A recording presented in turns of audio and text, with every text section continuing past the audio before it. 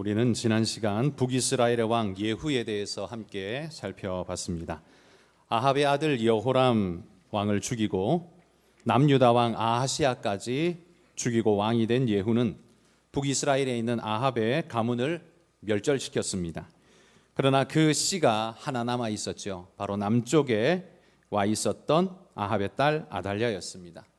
남유다 왕 여호사밧이 한 민족이라는 명분에 이끌려서 아달랴를 며느리로 받아들여서 남쪽의 바알의 씨가 이식되어져 버렸습니다.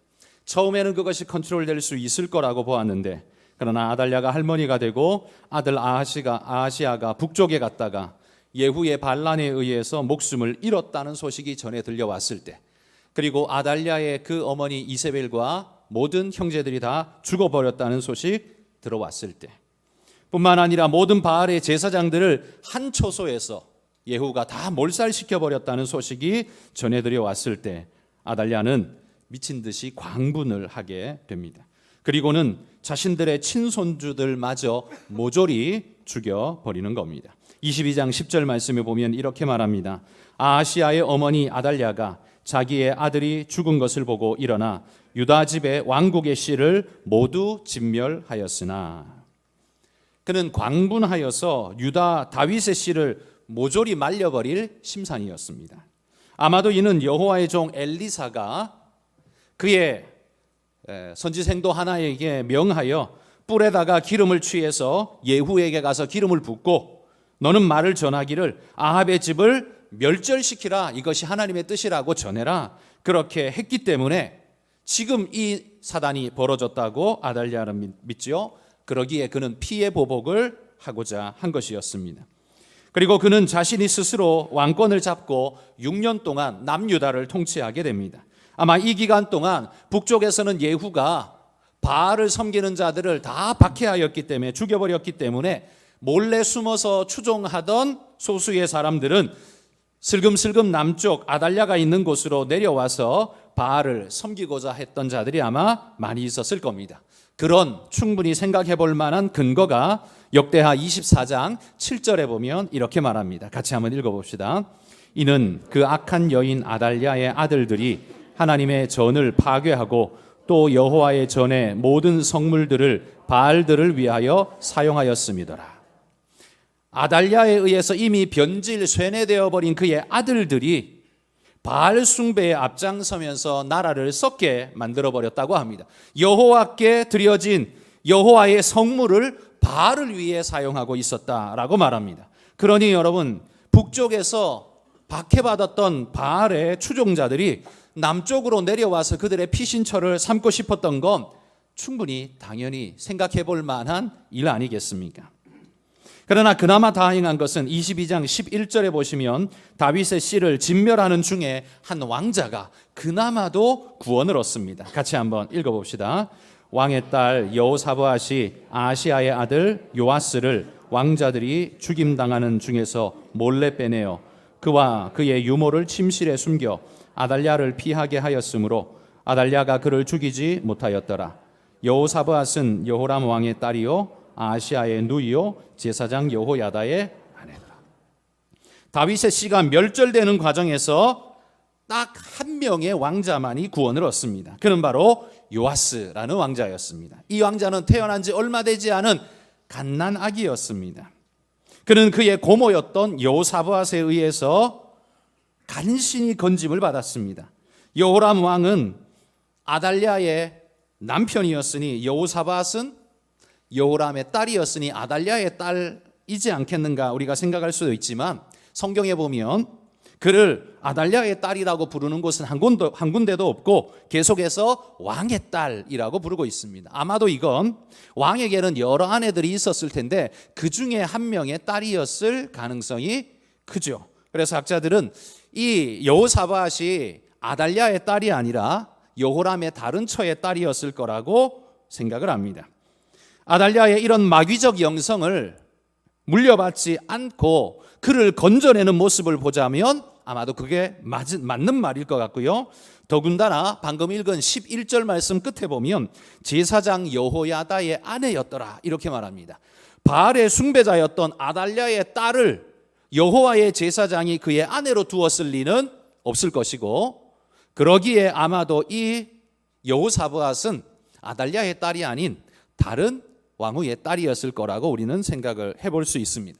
자, 어찌되었든 고모에 의해서 천신만고 끝에 생명을 건진받은 요아스는 또 고모부에 의해서 성전에 숨겨져서 6년 동안 돌봄을 받게 됩니다. 여기 성전에 숨겨졌다는 건 지성소나 성소에 숨겼다는 말이 아니라 솔로몬 성전을 지을 때 솔로몬의 성전이 지성소와 성소가 있고 그 주변에 낭실들이 여러 개가 있었습니다. 예배를 준비하는 자들이 여러 기물을 쌓아두거나 혹은 섬기는 자들이 쉴 수 있는 공간으로 여러 개의 방을 만들어 뒀는데 바로 그 중에 하나에서 아마 이 요아스를 숨겨 키웠던 것 같습니다. 그러니까 요아스는 폭풍 가운데 태어났지만 은혜로 구원 얻은 그런 인물이었습니다. 역대하 23장에 보면 이 요아스가 7살 되었을 때에 여호야다가 왕자를 옹립하여 왕으로 삼고 패역한 군주 아달랴를 처벌하려는 모의를 꾸미게 됩니다. 이 계획은 굉장히 위험한 계획이었죠. 여러분, 언제나 마귀적인 영성을 가진 존재들은 이런 면에 있어서 굉장히 동물적 감각을 가지고 있습니다. 조금만 자기에게 불리한 냄새가 나면 즉시로 그것을 감지하고 늑대처럼 달려들기 마련입니다. 그러나 감사하게도 이 여호야다 제사장에게는 다윗의 규례를 따라 성전을 지키는 믿을 만한 인물들이 있었습니다. 성전을 지키는 것은 일반 군사들이 할 수 있는 일이 아니고 성전에는 일반 군사가 절대 들어올 수 없기 때문에 레위인들을 24반열로 나누어서 그들이 섬기는 중에 성전도 지키도록 그렇게 만들었습니다. 역대하 23장 8절 말씀 같이 한번 읽어봅시다. 레위 사람들과 모든 유다 사람들이 제사장 여호야다가 명령한 모든 것을 준행하여 각기 수하에 안식일에 당번인 자와 안식일에 비번인 자들을 거느리고 있었으니 이는 제사장 여호야다가 비번인 자들을 보내지 아니함이더라. 이게 무슨 말인가 하면 여호야다가 디데이로 잡은 그날에 성전을 지키던 이제 그 군사들이 비번으로 직무를 끝내고 당직이 끝나서 비번으로 나가야 되는데 나가지 못하게 홀딩 시켜놓고 기다리라, 대기하라 시켜놓고 또 당번으로 들어오는 자들은 받아들여 가지고 성전을 지키는데 그러니까 숫자가 2배가 된 것이죠. 이 성전에서 왕을 옹립할 수 있는 여건을 마련한 것입니다. 그리고는 23장 11절에 보면 이렇게 말합니다. 또 한번 읽어봅시다. 무리가 왕자를 인도해내어 면류관을 씌우며 율법책을 주고 세워 왕으로 삼을세 여호야다와 그의 아들들이 그에게 기름을 붓고 이르기를 왕이여 만세수를 누리소서 하니라. 드디어 여호야다와 무리들은 7살 요아스 왕자를 왕으로 세우면서 면류관을 씌웠습니다. 물론 이때에 성전과 왕궁에 있던 아달랴의 학정에 치를 떨던 수많은 경건한 사람들이 요아스 왕 만세를 부르며 함께 동참하였던 것이죠. 누가 봐도 다윗의 남아있는 유일한 계승자는 요아스밖에 없었습니다. 나머지 왕자들은 아달랴가 다 죽여버렸기 때문에 합법적인 다윗의 계승자가 될 수 있는 존재는 요아스밖에 없었던 것이죠. 그리고 그만이 완벽한 정통성을 가지고 있었습니다. 그리고 12절에 보면 아달랴가 왕 만세를 부르는 소리가 성전 쪽에서 들려오는 겁니다. 왕궁에서 들어보니 많은 사람들의 무리의 소리가 왕 만세를 외칩니다. 이게 무슨 소리인가? 그래서 소리 나는 쪽으로 찾아가 봅니다. 성전인데 그 성전의 마당에 가보니 많은 무리들이 한 꼬맹이 아이에게 면류관을 씌워놓고 왕 만세를 부르고 있는 겁니다. 이 모습을 보자 아달랴는 즉시로 이렇게 외칩니다. 반역이로다 라고 외칩니다. 그러면서 자기의 옷을 찢습니다. 이 광경을 지켜본 여호야다는 군대 백부장에게 일러서 아달랴를 성전 바깥으로 내몰아서 성전 밖에서 죽이라 명령합니다. 왜냐하면 아무리 죄인이라 할지라도 거룩한 성전 안에서는 피를 흘리면 안 되는 것입니다. 그건 성전을 더럽히는 일이 되기 때문에 성전 안에서는 죽이지 말고 그를 밖으로 몰아내어서 밖에서 죽이라라고 명령했습니다. 자, 이렇게 천신만고 끝에 왕위에 오른 요아스는 대제사장 여호야다의 지도를 받아서 온전한 왕의 길을 가게 됩니다. 오늘 본문 2절에 보시면 제사장 여호야다가 세상에 사는 모든 날에 요아스가 여호와 보시기에 정직하게 행하였으며 이렇게 말합니다. 그리고 이 정직하게 행한 일 중에 하나를 24장에서 한 군데 소개하죠. 4절부터 14절까지 길어서 제가 읽지 않은 그 중간 부분에 보시면 아달랴로 인해서 성전이 파괴되고 황폐화되어 버린 성전을 요아스가 수리하라 명령을 합니다. 성전이 뭡니까? 성전은 유다의 핵심이지요. 단순한 그냥 예배 처소가 정도가 아니라 이스라엘 유다의 정체성이었습니다. 하나님의 백성을 나타내는 가장 중요한 상징이었습니다. 요아스는 바로 이런 사실을 깨달아 알고 성전을 수리하도록 시킨 것이죠. 그런데 문제는 이렇게 온전하게 가나 싶었던 요아스의 인생 선로가 어느 순간 변화가 일어나게 됩니다. 오늘 본문 17절과 18절 말씀 읽어봅시다. 여호야다가 죽은 후에 유다 방백들이 와서 왕에게 절하매 왕이 그들의 말을 듣고 그의 조상들의 하나님 여호와의 전을 버리고 아세라 목상과 우상을 섬겼으므로 그 죄로 말미암아 진노가 유다와 예루살렘에 임하니라. 여기 말씀에 여호야다가 죽은 후에라는 이 말이 특징적인 말입니다. 이 말은 요아스라는 왕이 아까 앞에서 정직하고 선하게 행했다고 하는데 이 여호야다가 죽은 것을 기점으로 삶이 돌변해 버렸습니다. 이 말은 그가 하나님 앞에 정직했던 이유가 뭐냐? 그건 여호야다의 노력 때문이었다라고 우리가 볼 수 있는 것이지요. 더불어 여호야다가 죽고 나자 모든 길을 다 어그러뜨려 엉뚱한 길로 가버렸습니다. 아세라 목상과 우상을 섬겼다고 말하고 있습니다. 이는 신앙의 길, 그가 이전에 보여줬던 여호와를 향해 성전을 수리하고 하나님을 향해 보여줬던 그 신앙의 모습들이 진정한 요아스의 중심은 아니었다라는 걸 말해주는 거지요. 여호야다 때문에 갔던 길일 뿐이지 자기 스스로의 길은 아니었다라는 말이죠. 왜 우리 부모님이 하도 교회 가라고 성화를 부리니까 어쩔 수 없이 우리 자녀들이 교회를 가준 건데 이 아이들이 머리가 굵어서 대학을 가고 기숙사를 가게 되거나 혹은 부모에게서부터 독립을 하게 되면 즉시로 신앙을 떠나버리는 자녀들이 있지요. 요아스 같은 자녀들이 있는 겁니다. 여러분, 요아스는 왜 이런 길을 갔을까요? 아마도 그건 17절에 나오는 악한 방백들이 이렇게 유혹했기 때문일 겁니다. 그의 말들을 조금 상상력을 동원해서 이렇게 각색을 해보면 아마 이렇게 말했을 것 같아요. 왕이시여, 지금까지는 너무나 여호야다 제사장에게 사로잡혀서 당신의 왕의 면모를 보여주지 못했습니다. 당신이 왕이지 여호야다가 왕입니까? 그러니 이제는 당신은 누구의 눈치도 볼 것 없이 당신의 정치를 하십시오. 우리가 돕겠습니다. 마음대로 하십시오. 아마 그렇게 그를 높이 떠받들었을 겁니다. 악한 자들은 이런 식으로 요아스를 충동질해서 일탈하게 만든 다음에 자신들과 함께 악한 길의 동류가 되도록 만들어 버렸던 것 같습니다.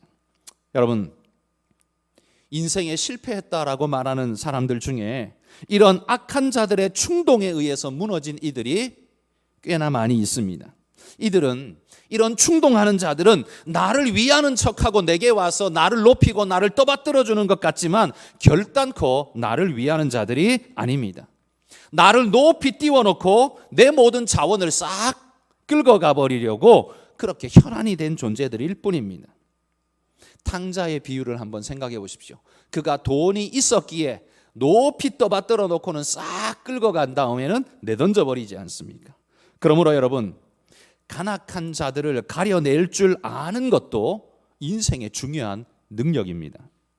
어리석은 말에 속아놓고 세상 때문에 그랬다라고 탓하는 건 여러분, 그건 우리에게도 부끄러운 일이 아닐 수 없습니다.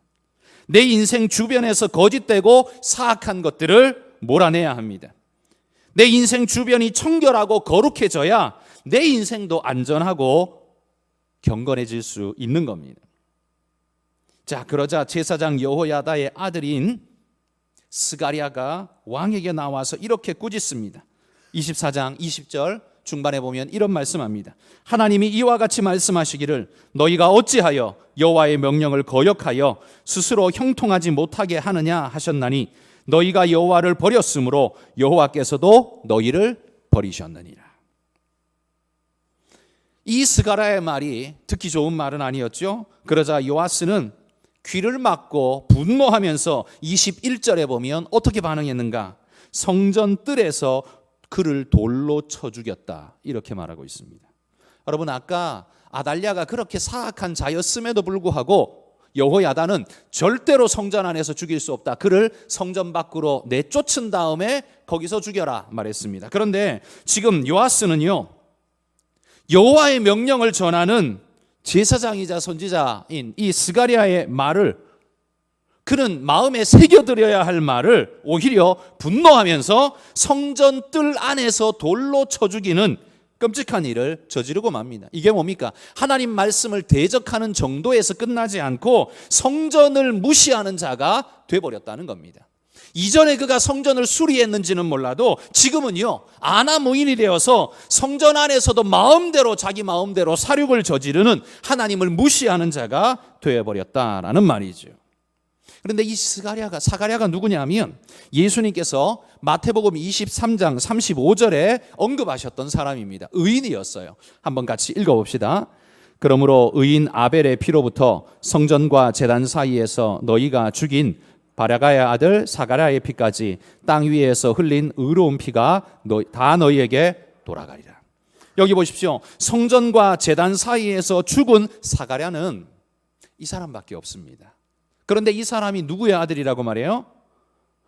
바라가의 아들 사가랴. 발음도 너무 어렵습니다.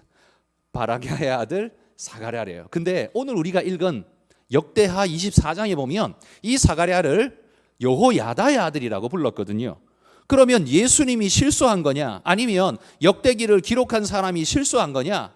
우리 이렇게 생각할 수 있습니다만 이건 누가 실수한 게 아니라 성경의 호칭법이 특이해서 그렇습니다.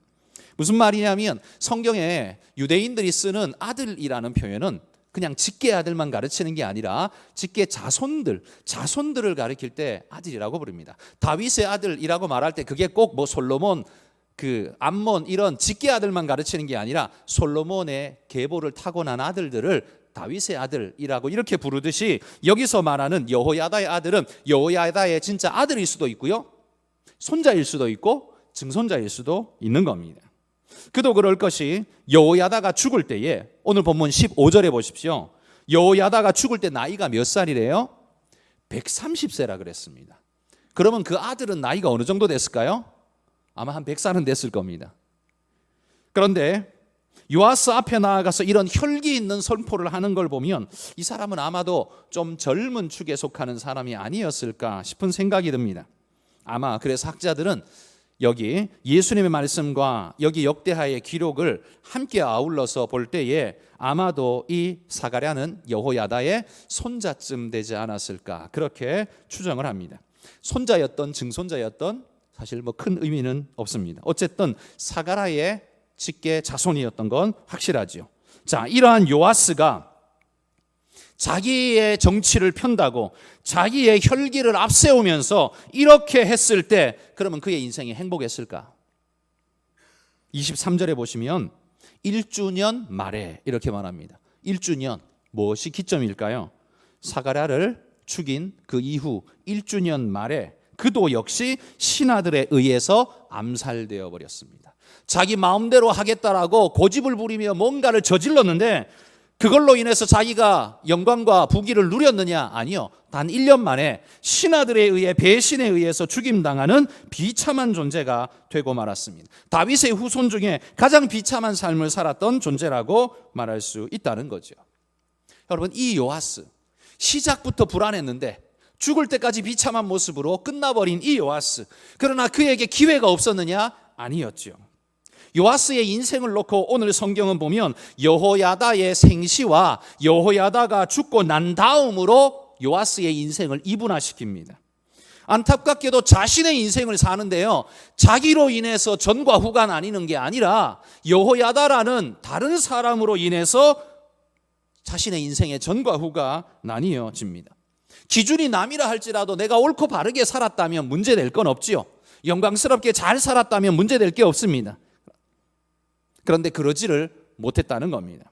고모에 의해서 건진받았던 그 생명이 고모부에 의해서 왕위에 오름받고 왕다운 면모를 가진 삶으로 제대로 사나 싶더니만 여호야다가 죽고 나자 삐뚤어진 인생이 되고 말았습니다. 그의 인생은 한마디로 은혜로 얻은 인생이었는데 그 삶을 제대로 지탱시키지를 못했습니다.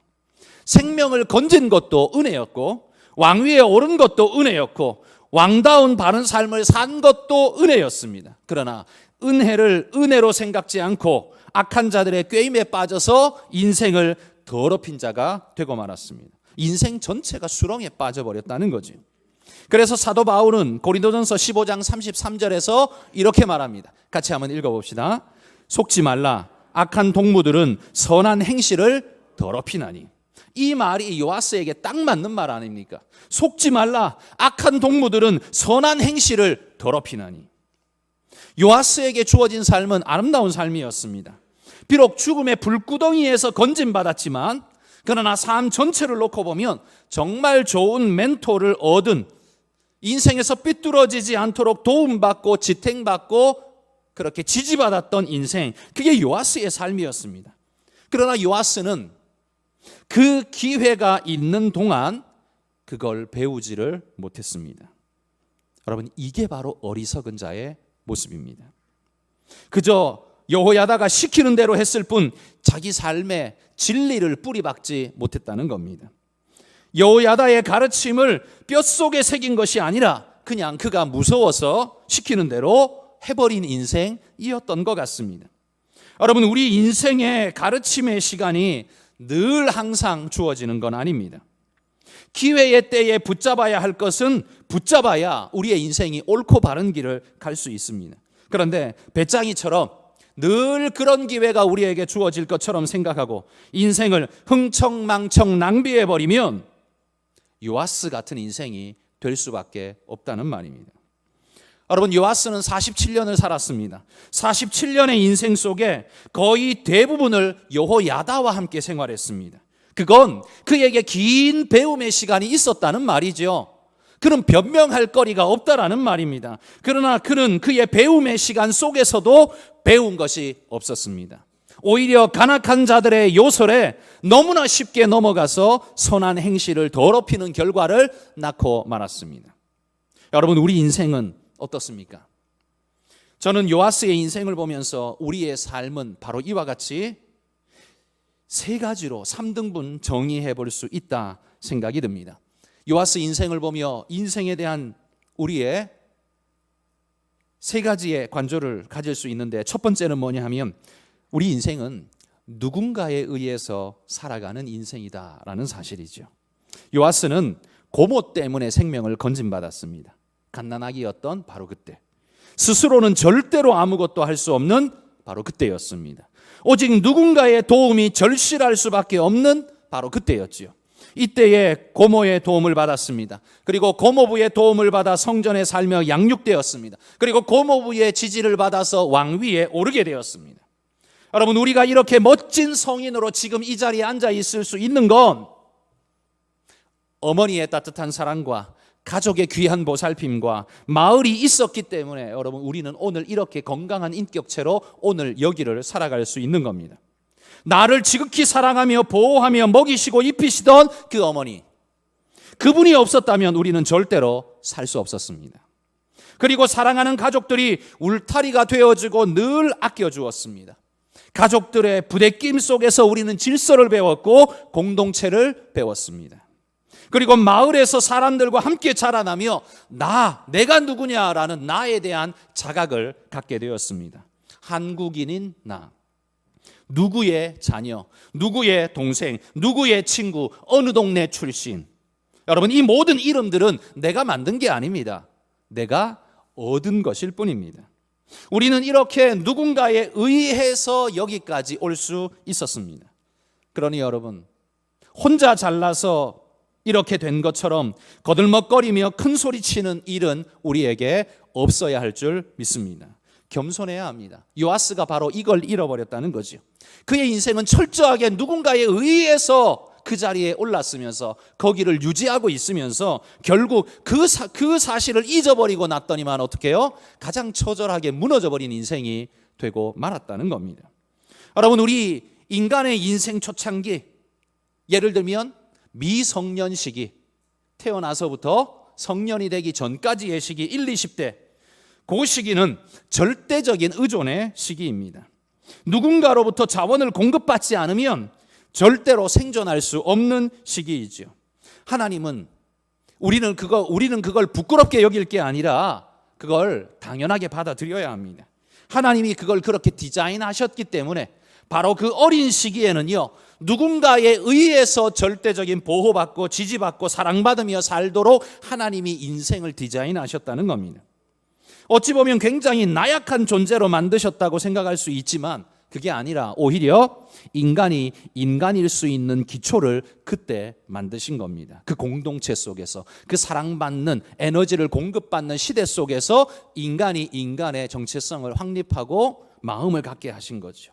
이런 은혜와 사랑 속에서 자람으로써 인생에는 은혜와 사랑이 절대적이란 걸 배우게 하셨습니다. 그래서 우리는 짐승의 심장이 아닌 인간의 마음이라는 걸 갖게 되었습니다. 그래서 나도 그걸 받으며 자랄 뿐만 아니라 이제는 주면서 살아야 한다는 걸 배우게 하셨다는 말이죠. 그러므로 여러분, 우리는 누구 때문에 살아올 수 있었던 존재였다는 걸 겸손하게 인정하기를 바랍니다. 부모님 때문에 태어날 수 있었습니다. 부모님 때문에 살아남을 수 있었습니다. 그리고 지금은 어떻습니까? 자식을 먹여 살리고 계시지 않습니까? 그러니 이제 입장이 바뀌었다라고 생각할 수도 있지만 깊이 한번 생각해 보십시오. 자식 때문에 오늘을 살아갈 의미를 여러분 여전히 가지고 있지 않습니까? 생때 같은 자식을 잃어버린 부모의 심정, 그는 삶의 목적과 의미를 상실해서 자기도 죽겠다라고 그렇게 자기 삶을 내팽개치고 죽음으로 내모는 그런 분들을 우리는 충분히 볼 수 있지 않습니까? 왜입니까? 왜냐하면 자식이 삶의 의미였거든요. 아무것도 아닌 게 아니라 그 중요한 삶의 의미였거든요. 내가 살아야 할 이유,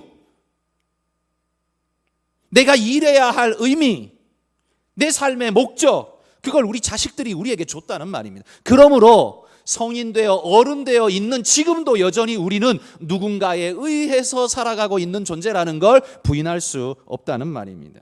우리는 언제고 죽을 때까지 의존적 인생으로 살아갈 수밖에 없습니다.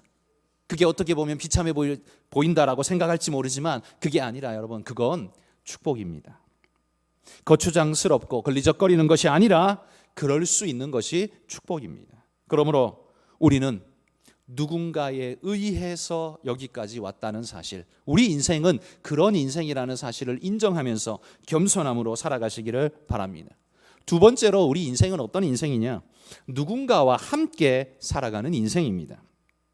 요아스는 여호야다와 함께 살았습니다. 그 시간은 함께 사는 시간일 뿐만 아니라 인생 멘토의 중요한 교훈을 배울 수 있는 학습의 시간이었습니다. 언젠가 멘토가 사라지고 홀로 서야 하는 그런 때가 반드시 올 것인데 지금 함께하는 시간은 바로 그런 때를 대비하는 시간으로 내게 주어진 기회의 시간이라는 거죠. 그러므로 지금 이 기회의 시간에 무엇을 배우며 사느냐, 이것이 내 인생이 어떻게 될 것인가, 나의 미래를 결정하는 중요한 키가 된다는 말이죠. 그 시간에 배우지 못하면 어떻게 됩니까? 그게 바로 요아스 같은 인생이 되는 겁니다. 그 중요한 시간에 돈 버는 궁리만 하고 돈 버는 법만 배웠다면 여러분 인생 잘못 배운 겁니다. 그건 수단을 위해서 목적을 불태워버린 것과 마찬가지의 존재입니다. 여러분, 돈은 우리 인생에 필요한 수단임에는 틀림없지만 그러나 내 인생의 목적과 맞바꿔도 될 만큼 가치 있는 것은 절대로 아닙니다. 그 배움의 기회를 날려버리고 나면 세상이 우리를 가만히 둡니까? 아니죠. 음흉한 악한 자들이 슬며시 찾아와 거짓된 속삭임으로 우리를 속이며 모든 것을 빼앗아가고 우리를 수렁으로 끌고 가버립니다. 그때에 내가 준비되어 있지 못하면 요아스처럼 끌려가는 인생, 그렇게 비참하게 죽어지는 인생이 되고 마는 것입니다. 예수님의 비유의 어리석은 부자, 그에게 하나님이 이렇게 말씀하셨습니다. 어리석은 자야, 오늘 밤에 내가 너의 생명을 취하면 네가 애써 모은 이것, 네가 자랑하는 이것, 네가 떵떵거리며 네 영광이라고 말하는 그건 누구 것이 되겠느냐? 어리석은 자야 라고 외치시던 하나님의 음성을 우리는 기억해야 합니다. 그러므로 여러분, 우리의 인생은 누군가와 함께 살아가는 시간임을 잊지 말기 바랍니다. 그들이 있기에 오늘 내가 있는 것입니다. 내 존재가 그들이 있기에 의미가 있고 외롭지 않고 목적 있게 살아갈 수 있는 존재가 된 것입니다. 지구상에 아무도 없고 나 혼자 딱 남아있다면 늘 세상에서 1등은 할 수 있겠지만 그 존재가 의미가 있을까요? 그 인생이 행복할까요? 그 인생이 영광스러울까요? 아무것도 아닐 겁니다.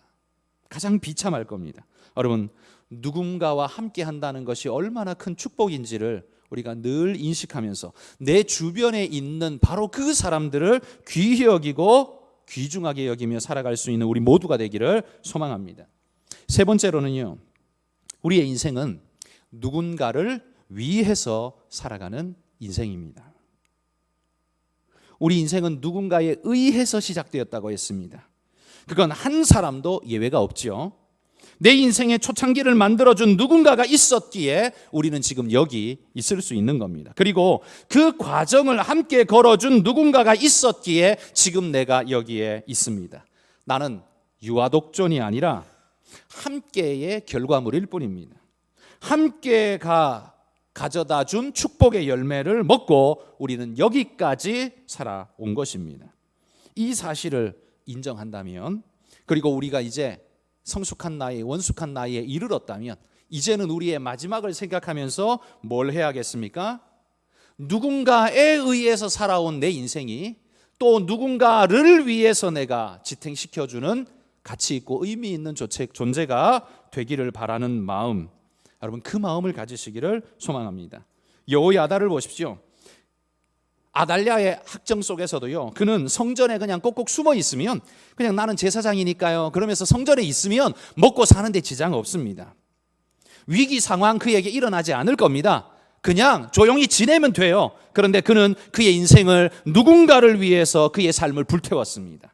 하나님의 약속을 지키기 위해 다윗의 가문에 남아있는 유일한 시인 요아스에게 자신의 생명을 걸었습니다. 6년간 몰래 기르며 위험천만한 순간도 많이 넘겼지만 그거 마다하지 않고 성전 안에서 요아스를 지켜내기 위해 생명을 걸었습니다. 그 중에 누군가가 발설이라도 하는 날에는 완전히 죽은 목숨이겠지요. 그러나 그는 자신의 삶을, 하나님의 언약을 지키는 일에 내 삶을 쏟아부으리라. 다윗을 통해 하나님이 주신 구원의 약속, 그것을 지켜내기 위해 내 삶을 쏟아부으리라. 그는 그렇게 결심했던 겁니다. 그리고는 그 어린 7살짜리 왕을 제대로 된 군왕으로 만들기 위해 하나님의 언약을 지켜가는 언약 계승자로 키워내기 위해서 자신의 일생을 다 불살랐던 것입니다. 여러분, 여러분의 인생은 누군가를 위해서 살아가고 계십니까? 이 질문에 여러분 모두는 예스라고 말할 자격이 있습니다. 왜냐하면 가장 기본적으로 누구 위해 살고 있습니까? 자식 위해 살고 있잖아요. 자식 먹이고 입히고 자식 키우는데 모든 걸 쏟아부으며 살잖아요. 그런 의미에서 우리는 누군가를 위해 살고 있는 것은 맞습니다. 그런데 여러분, 짐승도 자기 자식은 그렇게 키웁니다. 짐승도 자기 새끼는 목숨 바쳐서 그렇게 키웁니다. 그런데 인간인 우리는 누군가를 위해 산다고 할 때 그 대답이 자식 외에 없다면 여러분, 그런 인생이 의미 있고 가치 있고 인간답다라고 말하기에는 좀 부족함이 있지 않을까요? 여러분, 바라기는 돈 벌어야 살 수 있는 인생인 건 맞습니다. 그러나 내 인생의 의미를 돈 벌어야 먹고 살지라고 말하는 그런 정의에다가 딱 기준 잡고 그렇게 살아가지는 마시기를 바랍니다. 그렇게 생각해버리는 순간 내 삶의 가치는 그 이상을 절대로 넘어설 수 없습니다. 돈 벌어먹고 사는 것이 인생에게 중요하기는 하지만 그것을 내 인생의 목적인 양 암묵적으로 동의하며 거기에 인생 목표를 걸고 살아간 사람은 절대로 그 이상의 인생 의미를 만들어낼 수가 없다는 말이에요. 우리는 꿈이라도 그 이상을 꿔야 합니다. 그래야 한 발짝이라도 그 이상 나갈 수 있습니다. 그런데 그런 꿈도 꿔보지 못하고 내 자식 먹여 살리는데 내 인생 전체를 불사르고 그게 누군가를 위한 내 삶의 전부라고 생각한다면 그건 그렇게 자랑스럽지는 않을 것 같습니다. 여러분, 우리의 인생이 그냥 돈 벌다 가는 인생 말고 누군가를 위해 불사르는 인생이 될 수 있는 그런 의미 있고 아름다운 인생이 되시기를 소망합니다. 내 인생에 남긴 아름다운 민들레 홀씨가 바람을 타고 날아 여기저기에 씨를 뿌리고 생명의 열매를 맺어서 더 많은 열매를 맺어낸다면, 그래서 이 나라 이 땅 위에 하나님을 믿는 거룩한 하나님의 백성들을 많이 만들어낼 수 있다면 온 땅을 하나님 나라 되게 한 영광스러운 삶이라고 우리가 불러줄 수 있지 않을까요? 여러분, 우리의 삶이 하나님 보시기에 이런 의미 있는 삶, 그냥 살다 간 인생 말고 이런 의미와 가치를 가진 인생으로 아름답게 살다가 하나님 품에 안기시기를 소망합니다. 주님이 나를 품어주실 걸 확실히 믿는다면, 그 미래가 보장된 것을 확실히 믿는다면 여러분, 우리가 오늘 행하는 이 일에 주저하거나 두려워하거나 할 일은 없다고 생각합니다. 왜? 우리는 망해도 천국이니까요. 우리는 실패해도 천국이니까요. 그러니 우리는 두려움 없이 하나님이 말씀하신 내가 여기까지 올 때에는 누군가에 의해서 누군가와 함께 왔을지 모르지만 하나님, 지금부터는 누군가를 위해서 내가 열심히 살다가 또 하나님을 위해서 살다가 그렇게 주님 앞에 서기를 소망합니다. 여러분, 이게 우리의 기도 제목 되기를 주의 이름으로 축복합니다.